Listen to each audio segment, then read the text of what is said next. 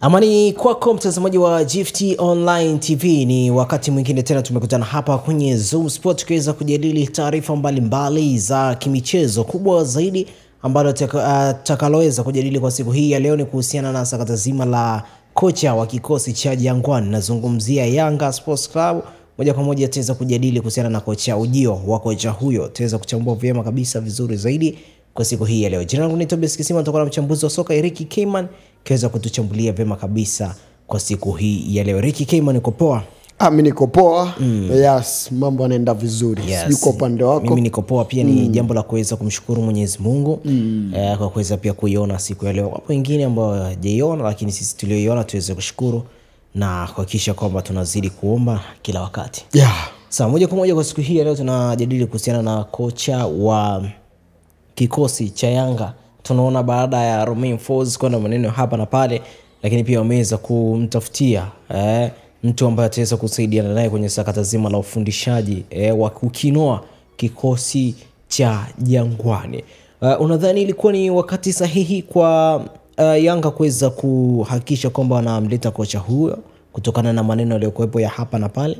Yani ukweli ni kwamba tayari viongozi wa Young Africans walikuwa wameboronga kwenye swala zima la usajili katika nyakati hizi kwenye engo tofauti ikiwemo kwenye benchi la ufundi. Kivipi na kina namna gani mtu anaweza asinielewe kile ambacho nazungumza, lakini akichukulia kiushabiki tu pekee basi mwisho wa siku atajikuta anaona kama nazungumza tu basi limladi. Lakini ukweli ni kwamba kuna pahala ambapo Young Africans wamekosea. Pahala gani ambapo Young Africans wamepakosea? Ni select ya kocha.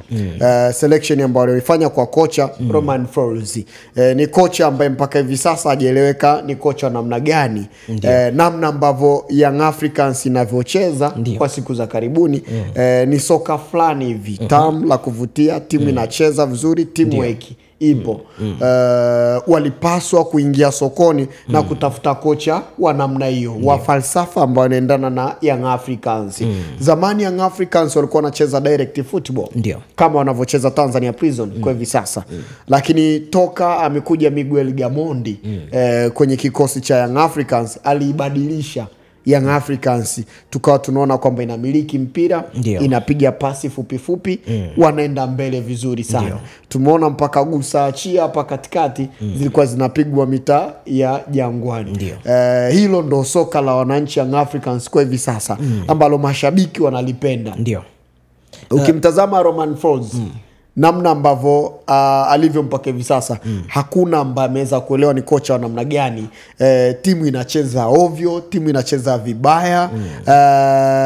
Unaangalia ni mpango upi ama plani ipi ya kocha ambayo anaitumia kwenye mechi zake, huoni, bali unaona individual performance ya mchezaji mmoja mmoja. Siku Pacome ameamka kwenye ubora wake, unaona yes Young Africans hii hapa ndio imeenda kupata matokeo. Lakini Pacome akiwa yuko off na baadhi ya wachezaji wakiwa yuko off, maana kwamba Young Africans inaonekana itawakosi. Sasa kabla akujaenda kutokea madhara makubwa, unapaswa kufanya nini? Lazima ufanye maboresho. Hichi ambacho amekifanya Young Africans kwa hivi sasa hakina tofauti na kile ambacho kinaendelea pale mitaa ya Msimbazi.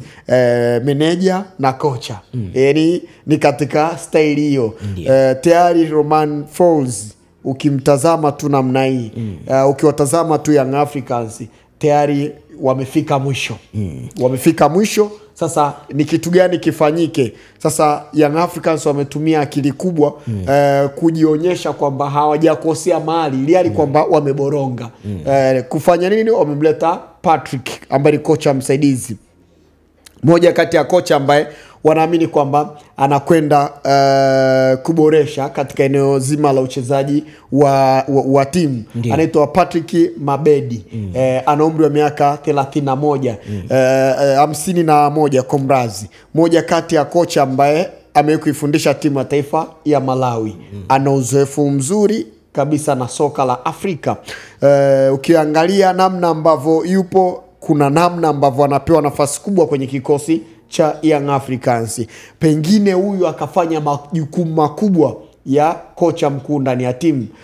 Manu Rodriguez alikuwa ni kocha msaidizi ndani ya kikosi cha Young Africans. Tumuona katika staili ambayo wamemuondoa, wakasingizia kwamba ni matatizo ya kifamilia ambayo yamemkumba. Lakini ukweli ni kwamba wameamua kumleta Patrick hapa kwa ajili ya kuhakikisha kwamba wanaboresha ile eneo la uchezaji wa timu na kuona kwamba Romain Folz hawezi kuwasaidia. Sasa tufanyeje? Tumlete mtu ambaye tutamtambulisha kama kocha msaidizi, lakini pengine huyu kadri siku zinavyozidi kuendelea, kama Young Africans hawatatambulisha kocha mkuu kwa siku za karibuni, huyu akawa kocha mkuu wa kikosi cha Young Africans. Tuseme hichi ni kivuli, ni kama kivuli wanaziba kuonekana kuonyesha kwamba hawajakosea mahala. Kwa hiyo unataka kusema kwamba kwa kocha huyu Yanga itakuwa imeweza kufaulu kwa 70% katika swala zima la unoaji wa kikosi. Sasa kuna mawili. Anaweza akawa kocha mzuri, lakini pia akashindwa kuunganisha timu vizuri. Japo timu ina wachezaji ambao wako bora. Kuna mahala ambapo tumekuwa tukizungumza mara kwa mara, Young Africans wamekosea eneo la namba 6 kumwacha Alidi Aucho na kumleta Moussa Bala Conte ambaye hajaingia moja kwa moja. Sasa tunakuja hapa. Pengine inaweza ikawa kocha ndio kaja ni mzuri, lakini akashindwa kusuka kikosi kulingana na ile eneo ambalo tumekuwa tukiligusia mara kwa mara. Kwa maana kwamba panahitaji muda wa kuona, je, Young Africans itarudi kwenye makali yake, staili yake ya uchezaji, mashabiki watafurahishwa na kile ambacho kocha Patrick Mabedi anakuja kukiingiza ndani ya kikosi cha wananchi Young Africans. Je, atafaulu kwa kiasi gani? Pengine pia labda namna ambavyo Young Africans wanacheza, labda wachezaji pia wanamchukulia poa kocha, kwa sababu labda ni kocha ambaye wakimwona wanamuona kama ni kijana mwenzao. Manake Romain Folz ni kocha na umri mdogo, miaka 36 ndo anaelekea kwa hivi sasa. Maana kwamba anaonekana bado ni kijana. Maana kwamba wengi wakichezaji wakimuona kina Pedro Pacome wanaona mbona kama mwenzetu huyu, umeshanielewa. Pengine labda ujio wa Patrick pia Mabedi kuna kitu kikubwa ambacho kinaweza kaongezeka kwenye timu, hali ya utulivu, nidhamu na staili ya uchezaji pia. Kwa hiyo ile 70% tuiweke tiki ndugu yangu au tuiweke kosa? Hapo sasa unataka kunilisha matango pori. Umesema maana kwamba anaweza akaanza vibaya ama akaanza vizuri. Umesema kwamba hata kwenye muunganiko wa kikosi hataweza kuunganisha vizuri. Ni engo gani ambayo unahisi inakuwepo na matatizo sana ya kuweza kuunganishwa? Yani ili timu iwe strong, timu iweze kucheza vizuri, lazima kuwe na teamwork, no individual performance. Individual performance haiwezi kukusaidia kupata matokeo mara kwa mara kwenye timu. Haiwezi kukupa flow nzuri ya uchezaji, bali teamwork ina uwezo wa kuisaidia timu ikawa na flow nzuri, ikapata matokeo vizuri, ikawa na mpango mkakati wa kupata matokeo. Ukiwa na individual performance kwa upande wa wachezaji, individual performance wakiwepo wako kwenye timu, maana kwamba kuna wakati siku mchezaji hajaamka vizuri, maana kwamba hawezi kukupa matokeo. Wakati wamebanwa, labda timu imekuja na mpango mkakati, kaba yule umemaliza timu, maana kwamba siku hiyo timu haiwezi kupata matokeo, manake hakuna teamwork. Maana kwamba kocha Patrick Mabedi kitu ambacho anapaswa kukifanya kwa hivi sasa ndani ya kikosi cha Young Africans ni kuhakikisha kwamba timu inacheza katika teamwork. Ushirikiano unakuwepo, huo ndio ambao unaokosekana ndani ya kikosi cha Young Africans, na huo unaondoa na nini? Kuanzia eneo la kiungo namba 6, huyu anafanya safu ya ulinzi inakuwa imetulia, anafanya flow ya timu ya mbele inacheza vizuri katika hali ya utulivu. Ubora wa kina Pedro Pacome, kina Maxim pia Zingeli, wote utatokana na namba 6. Ubora wa beki namba 5 na namba 4 wote unatokana na ubora wa namba 6. Kwa hiyo namba 6 ni mtu muhimu kwenye timu. Namba 6 ni mtu muhimu kwenye timu. Moja kwa moja mtazamaji, tunapewa nguvu na maji ya uzima, na maji haya yanapatikana ndani ya huduma ya Mlima Moria Ministry tu na sio mahala pengine. Na huduma ya Mlima Moria Ministry ipo maili 6 Msasani, chini ya mtumishi wa Mungu Gideon wa maili 6. Ili uweze kufika katika huduma ya Mlima Moria Ministry, kama unatokea Moshi, panda gari ya maili 6, shukia kituo cha mashine, utarudi nyuma kidogo, utakutana bango kubwa kabisa la huduma za Mlima Moria Ministry. Ukishukana barua hiyo moja kwa moja utaona kanisa utakuwa umefika katika huduma ya Mlima Moria Ministry. Lakini Kama unatokea Arusha, tokea Boma, unatokea Sadala, panda gari inayokuja Moshi, shikia kituo cha mashine, vuka barabara, sogea mbele kidogo, utakutana na bango kubwa kabisa la huduma za Mlima Moria Ministry. Ukishuka na barabara hiyo, moja kwa moja utaona kanisa, utakuwa umefika katika huduma ya Mlima Moria Ministry. Siku za ibada ni siku Jumatano, Ijumaa pamoja na siku ya Jumapili. Jumatano na Ijumaa ni kuanzia majira ya saa 8 mpaka majira ya saa 11, lakini siku Jumapili ni kuanzia majira ya saa 6 mpaka majira ya saa 10:30 za jioni. Karibu ndani ya huduma ya Mlima Moria Ministry. Wako wengi ambao wanafunguliwa kupitia mtumishi wa Mungu Gideon wa maili 6. Kama mambo hayaendi sawa, ugonjwa usioeleweka, basi unaweza kufika katika huduma ya Mlima Moria Ministry kuweza kupokea uponyaji. Wote mnakaribishwa. Moja kwa moja tupo ndani ya Zoom Sport kuweza kujadili kuhusiana na swala zima la kocha ambaye ameweza kukaa katika kikosi cha Jangwani. Kwa sasa hivi tuseme ana kiti, ameweza kukaa na kutulia kuhakikisha kwamba anakinoa vyema kabisa. Lakini Ricky hapa amesema kwamba ni kuziba tu zile kelele za hapa na pale za Romain Folz, kwamba huenda siku yote akaweza katambulishwa kuwa kocha mkuu. Labda pengine Yanga waliweza kufanya utofauti zaidi kuhusiana na kocha Romain Folz kutokana na matokeo ambayo yalikuwa yanapatikana. Basi Eric Keyman, kwa kumalizia, tunajua kikosi cha Yanga ni kikosi ambacho ni kipana, ni kikosi ambacho ni kikubwa. Tuseme katika sajili ambazo ziliweza kusajiliwa, kocha huyu hakuweza kutia neno lolote kuhusiana na usajili wa wachezaji. Pengine ataweza kufanikiwa katika jambo zuri la kuhakikisha kwamba anajipatia ushindi zaidi kutokana na yeye kutokuweza kupata hata mchezaji mmoja ambaye aliweza kuhakikisha kwamba amesainiwa wino na kuingia katika kikosi cha Yanga. Sijakuelewa swali lako vizuri.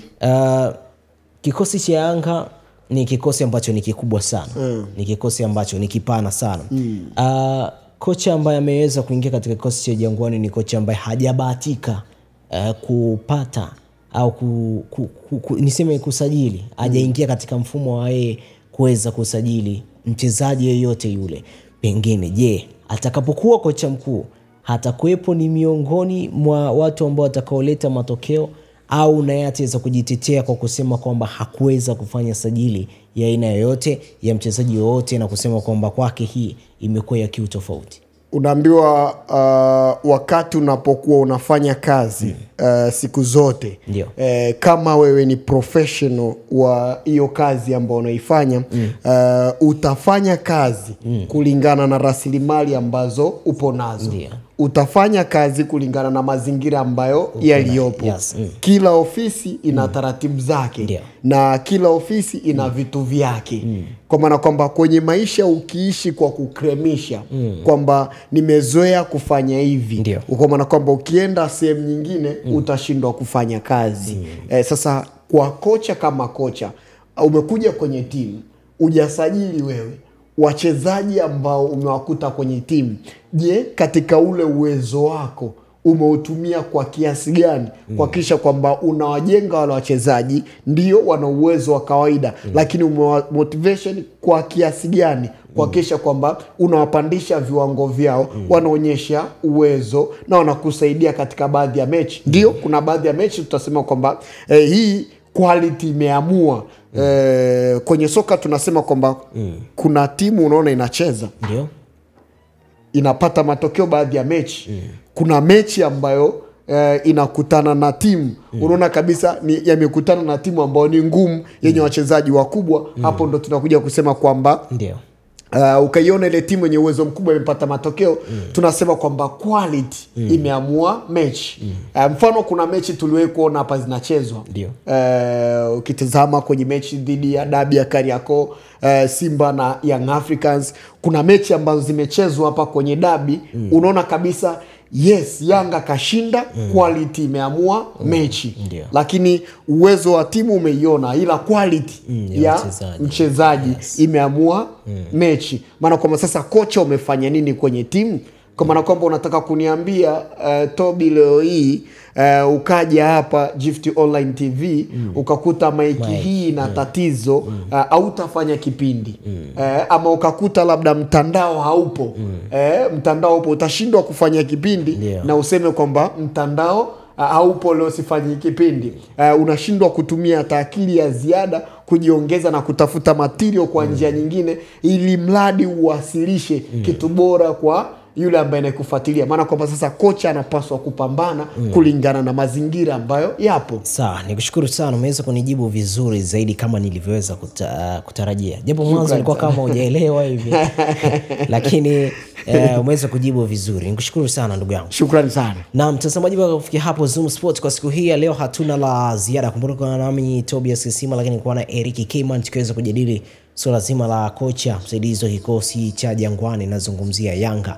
Moja kwa moja usisite kuacha kuendelea kufuatilia vipindi vyetu mbalimbali ambavyo vinapatikana ndani ya Gift Online TV. Usisahau kusubscribe, kushare na kucomment. Bye bye.